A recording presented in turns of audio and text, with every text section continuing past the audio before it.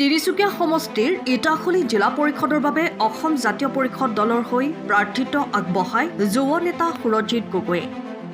অসমীয়াৰ বাপুতি সাহোন ৰঙালী বিহুলৈ মাজত মাত্ৰ এটা দিন বাকী। তাৰ সমান্তৰালকৈ ৰাজ্যত বলিছে পঞ্চায়ত নিৰ্বাচনৰ গৰম বতাহ।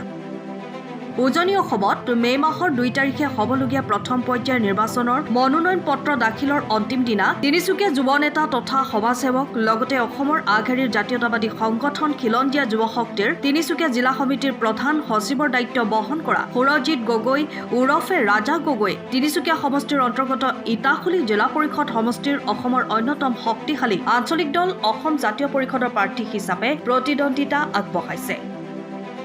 লগতে ইটাখুলি জিলা পৰিষদ সমষ্টিত থকা বাট পথৰ সমস্যা, ষ্ট্ৰীট লাইটৰ অভাৱৰ লগতে স্বাস্থ্য ক্ষেত্ৰত থকা বিভিন্ন অভাৱ অনাটনৰ ক্ষেত্ৰত গুৰুত্বপূৰ্ণ ভূমিকা পালন কৰিব বুলি মন্তব্য প্ৰকাশ কৰা প্ৰাৰ্থীগৰাকীৰ লগতে পৰিষদৰ সমষ্টিটোৰ মূল প্ৰতিদ্বন্দ্বিতা অসম জাতীয় পৰিষদ আৰু বিজেপি দলৰ মাজত হ'ব বুলি মন্তব্য প্ৰকাশ কৰে। লগতে অজাপৰ প্ৰাৰ্থীগৰাকীৰ জয় হোৱাৰ প্ৰবল সম্ভাৱনা থকা বুলিও আশা প্ৰকাশ কৰে।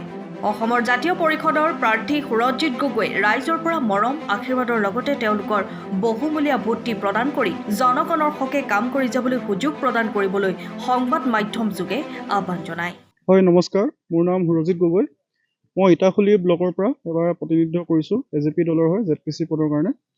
আৰু মই আশাবাদী এবাৰ ইলেকশ্যনত ৰাইজে মোক নিৰ্বাচিত কৰিব।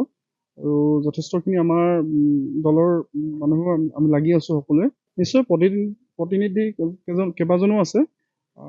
তাৰে এবাৰতো AGP আৰু বিজেপিয়ে একেলগত এলায়েন্স হৈ কিনে তেওঁলোকে মনোনয়ন দাখিল কৰিছে।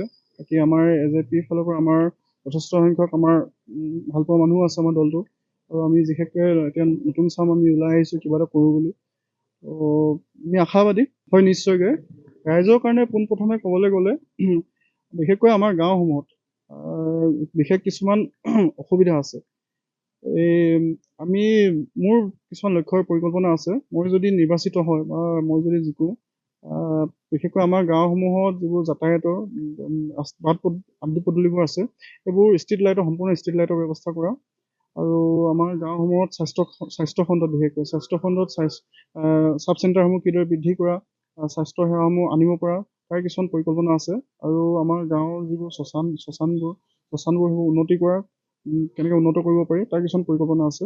বাকী যিহেতু ৰাইজে নিৰ্বাচিত কৰিব আৰু মই আশাবাদী মই যদি জিকোঁ মোৰ যিখিনি মোৰ লক্ষ্য আছে মই এইখিনি সম্পূৰ্ণ কৰিম তাৰ মই কথা ৰাখিছোঁ। সময়ৰ খবৰ সময়ত পাবলৈ ফ'ল' কৰক টাইম অফ আছাম।